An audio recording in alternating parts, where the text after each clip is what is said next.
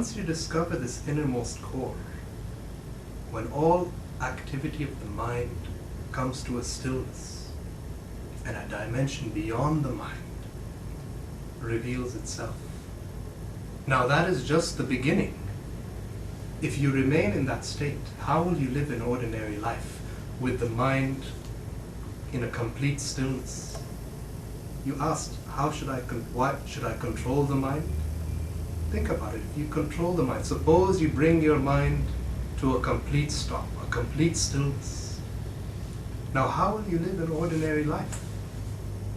Right? You need to employ your thought. For example, you needed to use your thought to come here to this class. Just to do even the simplest things in life, without thought, without the mind, will become impossible.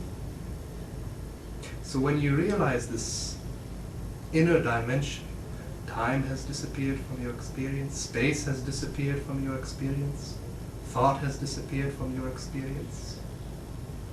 But if you remain in that state, you will not be able to live an ordinary life. So you have to also come back to the world and just simply doing ordinary things. But this is now the second part of the whole process of yoga. You're learning how to bring the beyond into the ordinary, and the ordinary in the beyond, in such a way that there's absolutely no difference between the two. So, meditation, a meditative consciousness, doesn't want to control the mind. It doesn't want to stop the mind. It's very flexible, like empty space. There's a quality in yoga which is called Vairagya. What is Vairagya? Vairagya, it literally means no color. Suppose this cup is with water. The water is transparent, but if I put the red ink into the cup, it becomes red. If I put blue ink into the cup, it becomes blue. That's what Vairagya is. It means you're able to live in the mind, and yet without being ruled by the mind, without being a slave to the mind. So if love is happening within me, I allow it to be. Naturally, things will be coming and going. I allow things to come and go. If love arises, I allow the love to arise. But the love doesn't rule over me. If hate arises, I allow the hate to happen. I don't try to reject it. I don't try to repress it. I just see it as it is, without the veils and filters of the mind, without judgment. And I just allow it to be. But the hate doesn't rule over me. If you learn how to have an experience of the mind without allowing anything to rule over you, without becoming a slave to the mind, then this is what I would call freedom.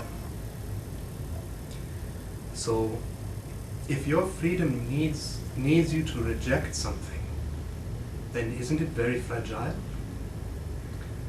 Like there's some yogis, some of you may know this, some yogis, they've dropped out of the society, they left the society, they lived in the mountains, they renounced the world, and all their life they were living in the mountains.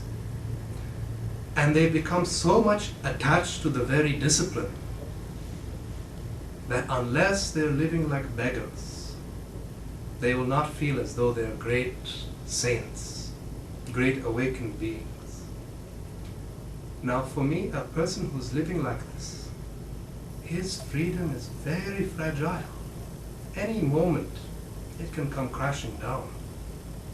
Because to me, true freedom is, whether you're living like a beggar or whether you're living like a king, it makes no difference to your inner silence.